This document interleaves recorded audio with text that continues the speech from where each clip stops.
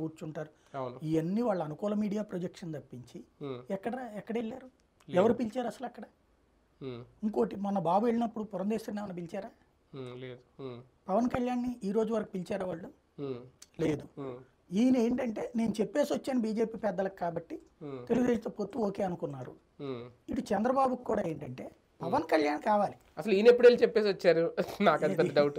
పవన్ కళ్యాణ్ ఎప్పుడు బీజేపీ పెద్దలకు చెప్పి అంటే అప్పుడు మోడీని కలవడం తర్వాత ఎప్పుడు ఈయన సింగిల్‌గా వెళ్ళి అప్పుడు కలవలేదు కదా? చెప్పేశారు కదా, మోడీకి చెప్పాను కాబట్టి అయిపోయినట్టే ఆహా! అనుకుంటున్నారు. అప్పుడే చెప్పేసారా? ఆ, ఓకే. హ్మ్. అప్పుడు చెప్పేశారు కాబట్టి అనుకుంటున్నారు. హ్మ్. తర్వాత మధ్యలో సంతోష్ జీని ఎవరినో కలిసినట్టున్నారు కదా. అంటే ఈయన అమిత్ షాని మోడీని అయితే కలవలేదు. అదే కలవడం. ఈయన తర్వాత ఈయన ఢిల్లీ వెళ్ళలేదు. లేదు. ఈ మధ్య కాలంలో వారం రోజుల నుంచి వెళ్తారంటున్నారు కానీ ఏ రోజు అంటే వెళ్ళలేదు. ఆ సంతోష్ జీకి ఎవరికో చెప్పుంటారు హ్మ్. ఇట్లాగని, అంటే రాష్ట్ర వ్యవహారాల ఇన్ఛార్జికి శివకుమార్ జీని ఎవరు ఉన్నారు కదా. కనీసం నడ్డాతో కూడా భేటీ అవ్వలేదు కదా? అదే వాళ్ళు అందుకనే పిలవట్లేదు అక్కడ.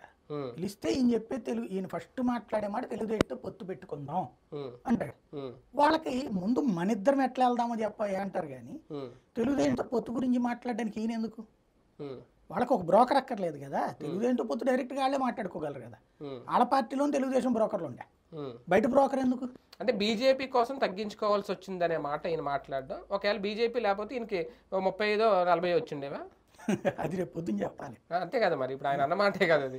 బీజేపీ కోసం మనం తగ్గించుకోవాల్సి వచ్చింది. 24కే కమిట్ అవ్వాల్సి వచ్చింది. అంటే కార్యకర్తలు కమిట్ చేయడం అంత మించి ఏం లేదు. హ్మ్. మనం తప్పలేదు, హ్మ్.